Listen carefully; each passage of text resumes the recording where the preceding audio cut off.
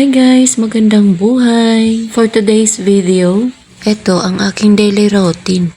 Sa pagkakataong ito, kagigising ko lang. Pangiti-ngiti lang yan pero tinanghali na ng gising yan. Hindi na nga ako nagtagal sa pagkakaupo. Tumayo na agad ako at pumunta sa taas para kuhanin ang towel. Nung makuha ko na, agad naman akong nagpatighulog pababa. No. Diba, nandito na agad ako sa pinto ng CR. Pero bago ko umpisahan ang pagligo, magsalang muna ako ng sinaing. Kinuha ko na nga dito ang kaldero at nilagyan ko na nga ito ng bigas. Matapos kong lagyan, hinugasan ko na nga din. Nung matapos ko ng hugasan, isinalang ko na rin ito. At sa wakas, tapos na rin ako maligo.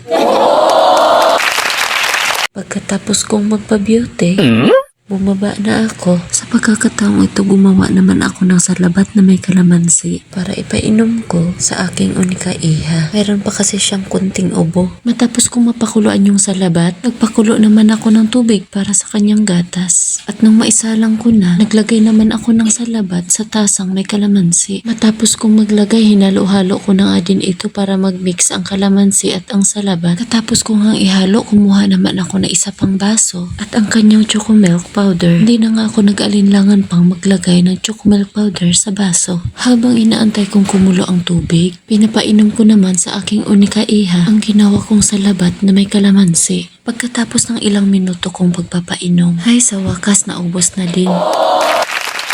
Umakyat na nga din ako dito sa taas para plantsahin ang kanyang uniform sa school. Nung matapos na ako magplantsa, bumaba na rin ako, sakto kumukulo na rin yung tubig na aking pinapakulo. Nilagyan ko na nga rin itong baso na may lamang chocomilk. Kung mapapansin nyo, maunti lang yung mainit na tubig na nilagay ko. Sinadya ko talaga yan para matunaw lang ang powder. Hinalo ko na nga din ito. Matapos kong mahalo, dinagdagan ko na rin ng malamig na tubig yan. Sa puntong ito, nadagdagan ko na.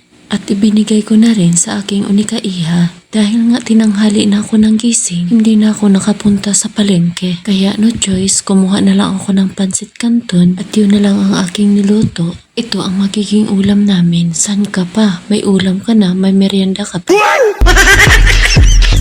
Pagkatapos ko nga mailagay ang ingredients sa mangkok, minix ko lang ng onti para maghalo ang powder at ang sauce. Habang inaantay ko maluto ang noodles ng canton, iniharap ko muna ang kamera sa aking unika iha habang sa siya ay nag-enjoy ng pag-inom sa kanyang chocomilk. Makalipas nga ang ilang minuto, nailagay ko na ang noodles sa mangkok at nahalo ko na rin ito. Nakapagsandok na nga ako dito ng kanin at hindi na nga matiis ang gutom, kumain na kami.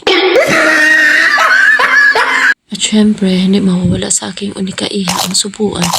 Makalipas ang ilang oras, 10 minuto naming pagkakain. Natapos din naman kaming kumain dyan.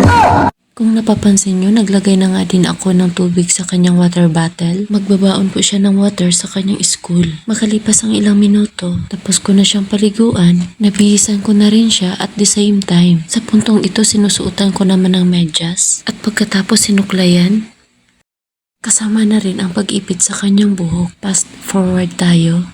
At sa wakas, tapos na rin siyang ipitan. At magpapahuli ba ang nanay? Siyempre, magre-retouch pa rin tayo kahit wala nang maire-retouch. O diba? Ganda yun.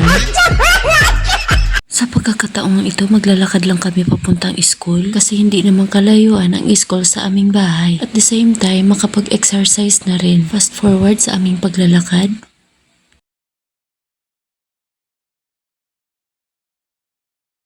Sa puntong ito na ihatid ko na ang aking unika iha sa kanyang school at ako naman ay naglalakad pa uwi na ng bahay. Mga ilang segundo lang ang nakalipas, nakarating na rin.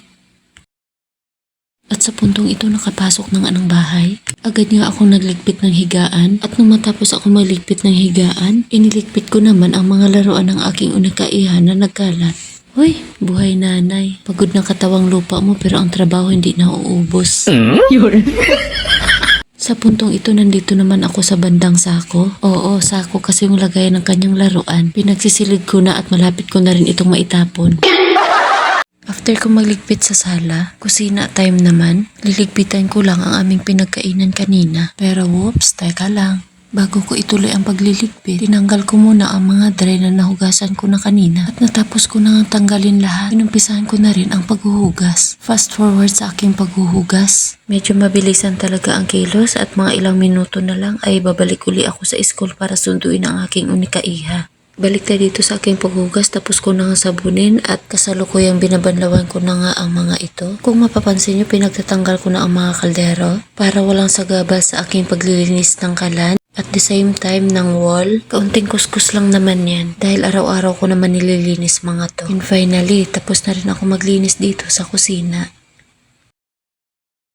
Pagkatapos kong malinis ang kusina, laundry time naman. Sa puntong ito, pinaghiwalay ko muna ang puti at ang dikulay. Medyo may katagalan lang ang aking paghihiwalay ng mga dikulay dahil binabaliktad ko muna ang mga nakabaliktad na damit. Ewan ko ba, pakiramdam ko pagka hindi nakabaliktad yung damit, hindi kumpleto yung paglalaba ko. Ganun kasi pag nakasanayan na. Hoy, ano daw? Tapos ko na rin ibabad ang aking labahin. Sa puntong ito, ako'y pupunta ng school para sunduin ko ang aking unika-iha. Matapos ang ilang minuto kong paglalakad, finally nasundo ko na. Yay! That's all.